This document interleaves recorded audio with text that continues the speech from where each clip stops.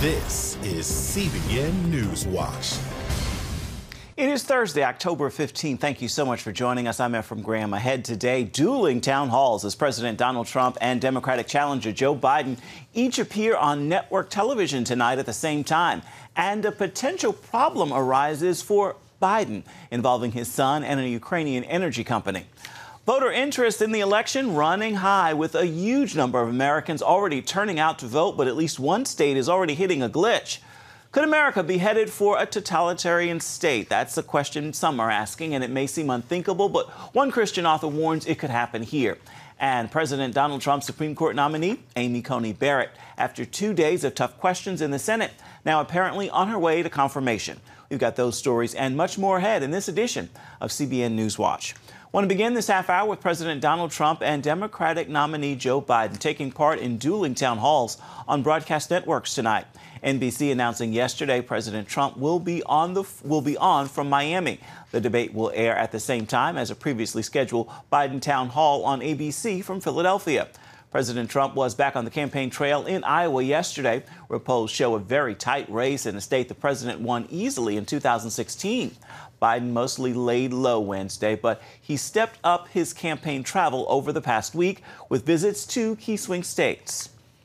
One of the issues that could well come up in this evening's town hall, a new report that Joe Biden's son Hunter set up a meeting between his dad when he was vice president and an executive from the Ukrainian energy company Burisma. Dale Hurd is on the story. A bombshell story that could have a major impact on the presidential race is being suppressed by the mainstream media. The New York Post Wednesday produced emails showing Joe Biden's son Hunter introduced the then Vice President Biden to a Ukrainian energy executive. An April 2015 email reads in part, "Dear Hunter, thank you for inviting me to D.C. and giving me an opportunity to meet your father and spend some time together." Vice President Biden and Hunter have stated repeatedly that he had no involvement in his son's foreign business dealings and never even discussed them. I want to get to the heart of it. Did you and your father ever discuss Ukraine? No. As I said, the only time was after a news account, and it wasn't a discussion in any way. There's no but to this. No, we never did. Your dad said, "I hope you know what you're doing." I hope you know what you're doing. I do. And I said, I do. And that was literally the end of our discussion. Joe Biden has been blatantly lying about his involvement in his son's corrupt business dealings. And this is a big smoking gun. The Biden campaign denies the allegation. But when New York Post editor Sohrab Ahmari tried to post the story on Twitter, his tweet was blocked. He called it a big tech information coup. This is digital civil war. Facebook also suppressed the story by limiting its distribution. Twitter CEO Jack Dorsey later admitted Twitter's handling of the story was not great. Senator Josh Hawley tweeted that Dorsey's statement is a joke. He wants the CEOs of Facebook and Twitter to appear before a Senate subcommittee. Senator Ron Johnson called the media boycott of the story astounding and told Hannity this is only the tip of the iceberg of the corruption in the Biden family. What Hunter Biden had going for him was his last name, and he traded that last name, as did other members of the Biden family, to make millions of dollars. A Senate committee is now trying to verify the contents of the computer hard drive that contained those emails and is believed to belong to Hunter Biden. Dale Hurd, CBN News. Interest in this year's presidential election is extremely high, with nearly 14 million people already voting, although not always without problems. When Americans show up to cast their ballots, they certainly do not want to be turned away, but that actually happened in Virginia this week. Mark Martin is following this story. From Texas to Georgia to Ohio, exercising a little patience is needed to exercise the right to vote early. It's been the same way in Virginia, where in-person early voting came to a screeching halt Tuesday.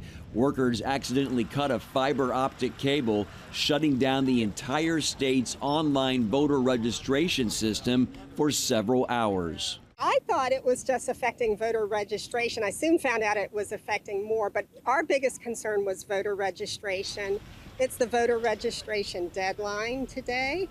Also, we've been averaging about 1,000 voters a day here in Virginia Beach. That was kind of disappointing, because we did come down here prepared to vote, and we had planned this out. to make this an event, to come and vote today, and we weren't able to. We thought we'd come knock this out today a little early before Election Day and, try to get ahead of the big crowds possibly, and then just to find out that the computers are down. It's a little frustrating, but, I mean, those things happen. We also wanted to know if this incident raises a concern about the safety and accuracy of this year's election.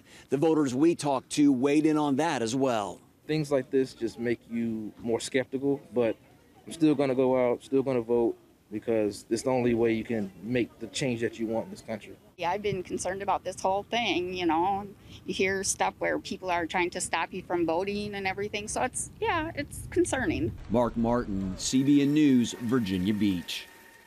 In Washington, the Senate Judiciary Committee is set to take the first steps toward approving Supreme Court nominee Amy Coney Barrett after 2 long days of Senate testimony, with Democrats pressing her on a wide variety of positions. But even they acknowledge her confirmation is inevitable, and her Senate supporters suggest her opponents are out of ammunition. Paul Strand brings us the story now from Washington. She's going to the court. Seat at the table is waiting on you. Even so, Judge Barrett soldiered on, describing the battering confirmation process as excruciating. Other people could do this job, but the same difficulty will be present for everyone. And so for me to say, I'm not willing to undertake it, even though I think this is something important, would be, a little cowardly. And, I wouldn't be answering a call to serve my country in the way that I was asked. And Democrats still gave it their best shot, suggesting Barrett would be willing to overthrow established laws like legalized abortion. When it comes to Roe v. Wade, the big question is whether Judge Barrett respects precedent or not. She says she respects super precedents. Cases so settled, no one challenges them anymore. That's not the case with Roe. There's active litigation regarding Roe, is that correct? That is correct. Democrats, though, were accusing Barrett of plotting to make rulings that would also do away with Obamacare and gay marriage. People who want to simply marry or have a relationship with the person they love could find it criminalized. Well, Senator, to suggest that that's the kind of America I want to create isn't based in any facts in my record. Senator Ted Cruz pointed to what he thought was proof the Democrats had given up. There are only 2 Democratic senators in the room. If you look at the dais, there's chair after chair after chair that is empty. The Judiciary Chairman predicts a milestone confirmation. This hearing, to me, is an opportunity to not punch through a glass ceiling, but a reinforced concrete barrier around conservative women. You're going to shatter that barrier. I have never been more proud of a nominee than I am of you. Concerned Women for America's Penny Nance says Barrett is the role model for young conservative women. And what's so beautiful about that is she's refused to buy into the old stereotype that you have to choose somehow between having a loving family, having even a large family, and having a career. She's doing both beautifully. Next will be witnesses and a proposal to hold a confirmation vote. Paul Strand, CBN News, Capitol Hill. And you can see our live coverage of today's hearings in their entirety beginning at 9 a.m. And you can see it across all CBN News platforms. Be sure to download the CBN News app so that you can take it with you wherever you go.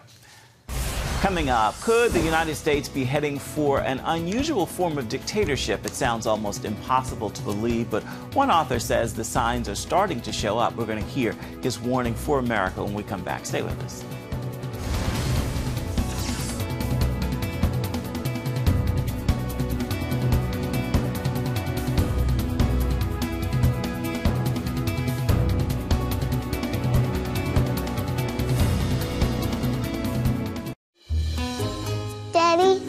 Yeah, buddy.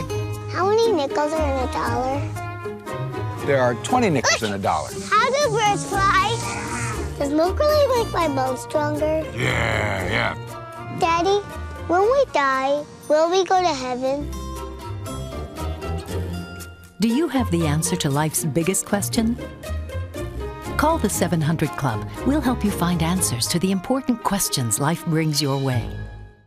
Watch breaking news, in-depth exclusive stories and programs from health to entertainment you won't find anywhere else. The CBN News Channel, a perspective you can trust. Enjoy credible news reporting from around the world. Discover inspiring programs and stories of hope. all in one place from a Christian perspective. The CBN News Channel, a perspective you can trust. To watch the CBN News Channel, download the app or visit cbnnewschannel.com. Hello, I'm Dr. David Perlmutter, board-certified neurologist and #1 New York Times bestselling author. Wouldn't it be great to boost your energy, eliminate brain fog, and even reverse brain disease? Well, you can, and I'm going to show you how, along with some of the world's most well-respected brain experts in this DVD, Protect Your Brain. Get Protect Your Brain, a free DVD only from the Christian Broadcasting Network, featuring experts on the cutting edge of neuroscience and brain health. No matter how many times you've failed in the past, you really can do this. In Protect Your Brain, you'll discover simple strategies to keep your brain young and healthy. Improve your memory. Discover the gut-brain connection. In Protect Your Brain, get your free copy at cbn.com or call 1-800-700-7000. If you want to improve the quality of your life, get the DVD Protect Your Brain and get it today. Get the top political news and analysis from Washington on Faith Nation, tonight at 6 Eastern, only on the CBN News Channel. Violence in our streets and a shifting culture. Is America heading down the road to totalitarianism? It seems unthinkable, but on this week's episode of The Global Lane, author Rod Dreher contends the United States is well on its way to becoming what's known as a soft totalitarian state. There's a difference between soft totalitarianism and hard totalitarianism. The hard version is what we all think of as totalitarianism. It's George Orwell's 1984. It's the Soviet Union. It's the infliction of pain and terror on people to get them to conform. I don't think that's what we're facing. I don't think that's what's happening here. Rather, ours is going to be a more soft version where they use the infliction of economic pain and marginalization and shaming to force Christians out of the public square and to compel us to conform with left-wing ideology. And the fact that it's soft does not mean it is any less totalitarian. I know you quote Hannah Arendt, who after World War II published the book, The Origins of Totalitarianism. Now, at that time, she said loneliness is an everyday experience, not just for the elderly. So how has social media made us, particularly young people, lonely? And how is that fueling this rise of soft totalitarianism? Yeah, Hannah Arendt, in trying to understand how Germany gave itself over to Nazi totalitarianism and Russia to Bolshevik totalitarianism, said that the sense of being lonely and socially alienated was the major precursor to totalitarianism.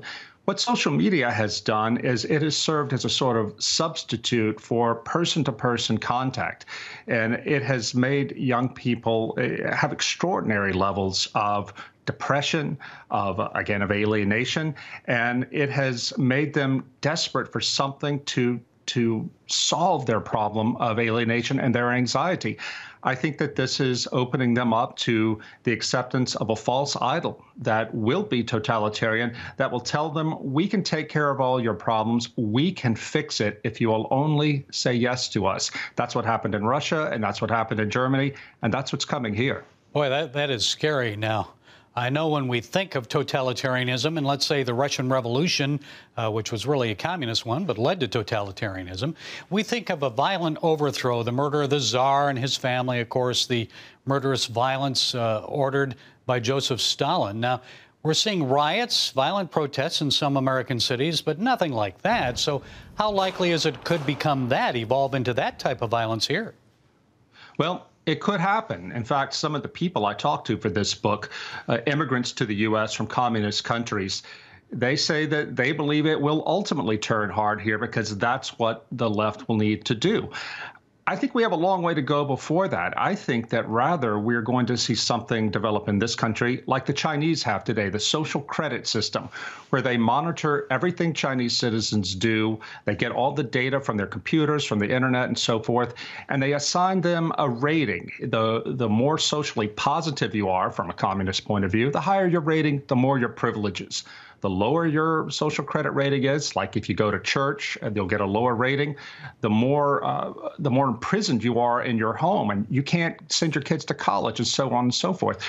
That's the sort of thing that I believe is coming here, that the left is going to be doing to us, and especially to Christians who are now seen as the chief obstacle to this world of progress and tolerance and anti-racism. And they already have the data. Most Americans don't realize this, but big corporations get tons and tons of data that we hand over to them ourselves through our use of computers, the Alexa, and smartphones. All it's going to take is a little bit more political will, and we're sunk.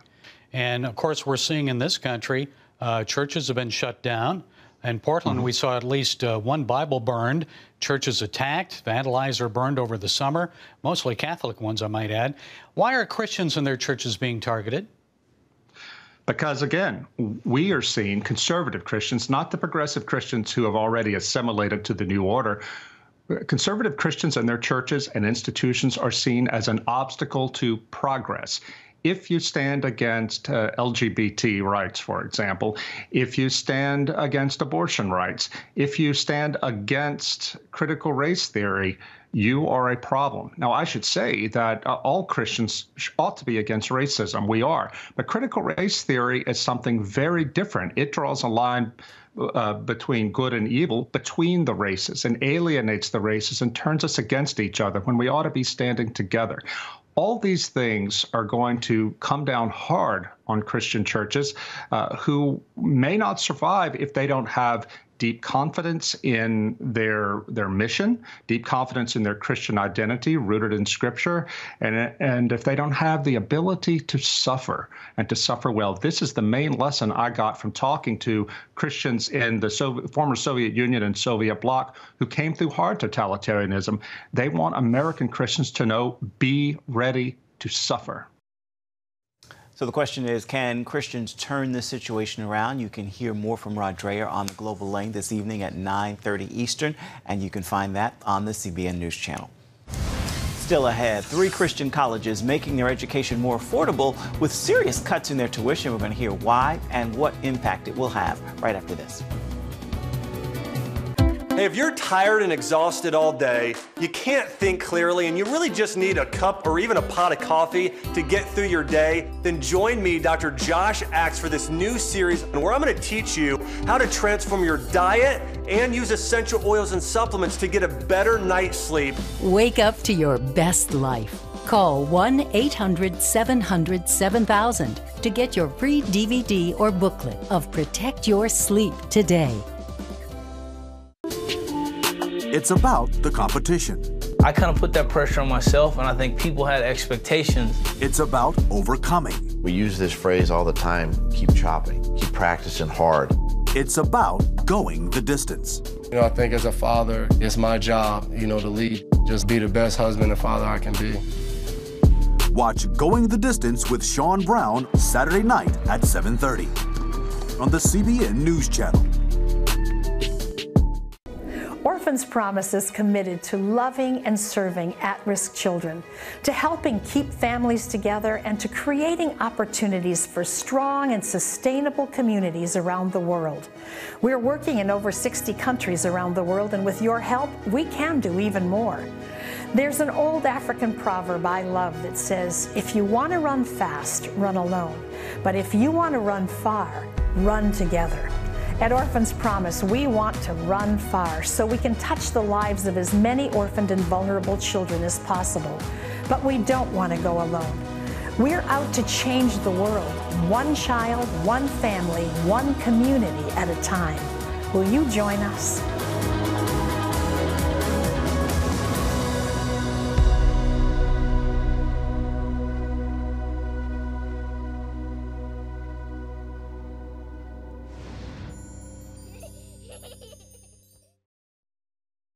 Some Christian colleges are making education more affordable by cutting tuition costs. Heather Sells spoke with the president of one of these schools about their action and the impact.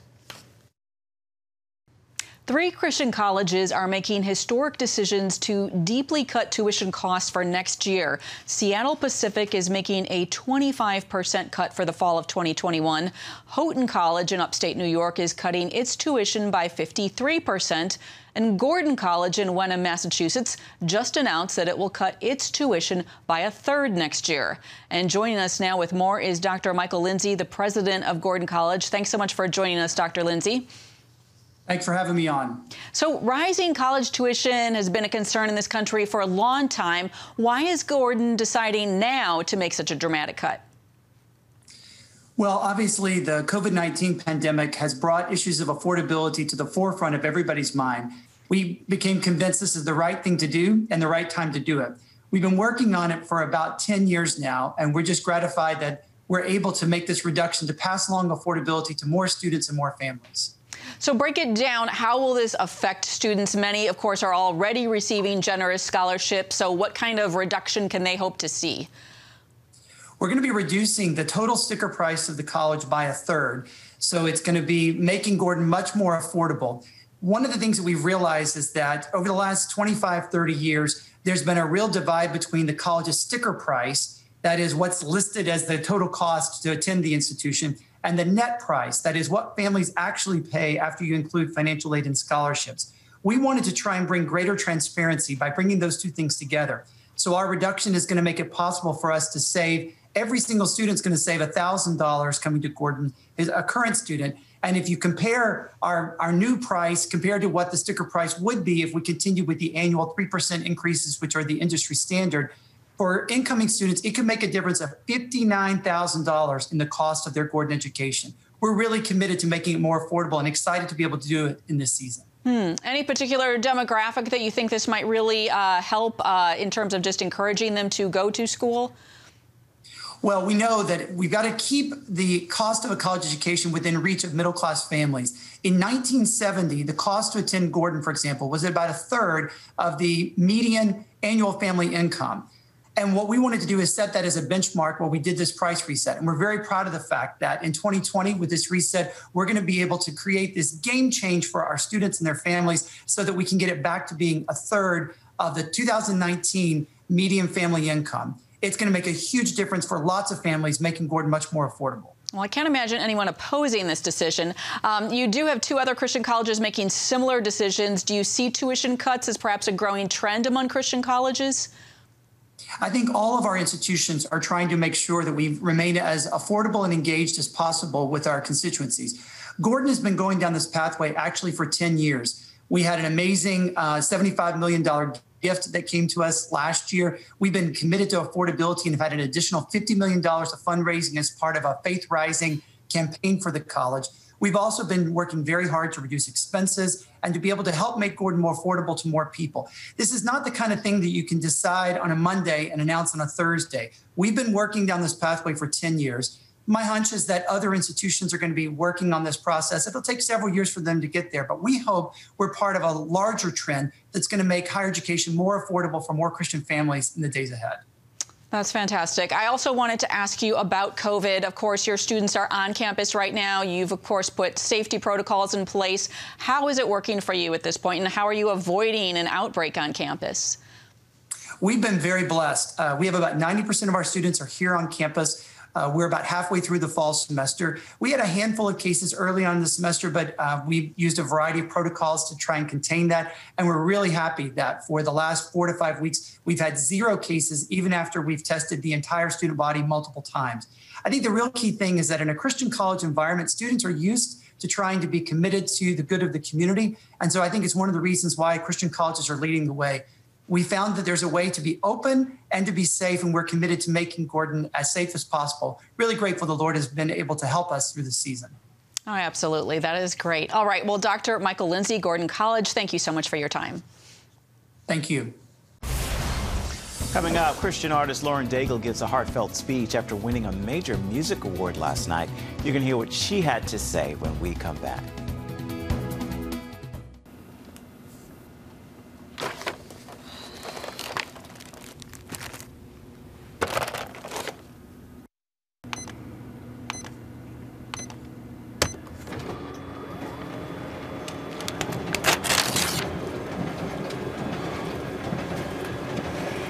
Life is better with a good night's sleep. Get your free DVD or booklet of Protect Your Sleep today. I'm Efrem Graham, and this is Studio 5. Cruise with me as I discover the good things happening in the world of music, sports, television, and movies. The fact that Ryan Coogler was going to be directing the film, I knew that something special was going to happen. We'll chat with artists at the forefront of entertainment and explore the connection between popular culture and faith. I asked my pastor, I said, well, does that mean I'm supposed to be a preacher? He says, well, no, you already have a pulpit. Watch Studio 5 Wednesday night at 9:30. Remember for a moment what it was like to be a child. You believed every story you were told. You saw a world full of endless possibilities. What stories will the world's orphaned and at-risk children believe? We believe the Bible tells the only story truly worth believing. We believe that every child should have the opportunity to dream, the chance to take challenges and turn them into possibilities, the chance to stand on the promises of God, to recognize their place in the greatest story ever told. They have their whole lives ahead of them. Theirs is a world of endless possibilities. They are looking for a story to believe. We will tell them that story. Will you join us?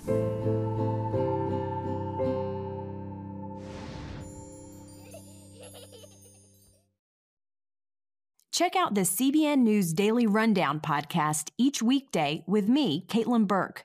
Click on the show tab at cbnnews.com where you can listen and subscribe.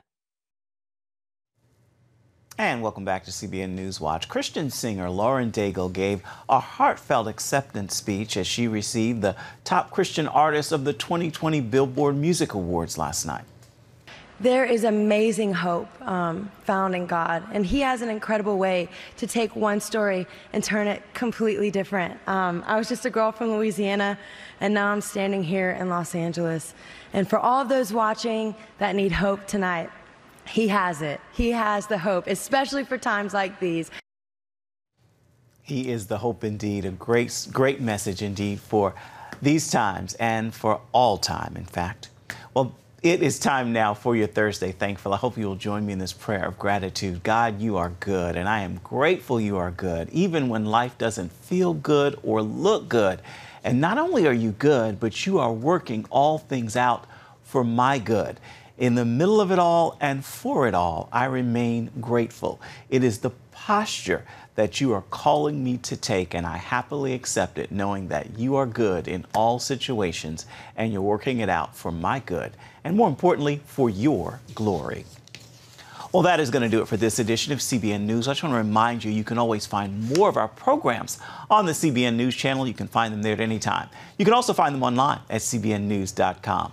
We would love to know what you think about the stories you've seen here today. Feel free to email us. The address is right there at the bottom of your screen, newswatch@cbn.com.